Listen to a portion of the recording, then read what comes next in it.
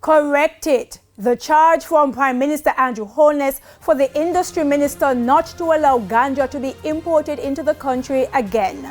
Good evening and welcome to Primetime News. We're live on air and online at onespotmedia.com. I'm Krista Campbell. Also this evening, stakeholders increased pressure for the Rio Cobra to be restocked with fish following bauxite pollution last August. Rank and file police vote to accept the government's latest compensation package, and not daunted. St. Catherine North Police report reduction in major crimes despite recent shooting of 2 colleagues in Old Harbour. There's also sports and weather in this newscast, so stay tuned for the news in detail right after this break.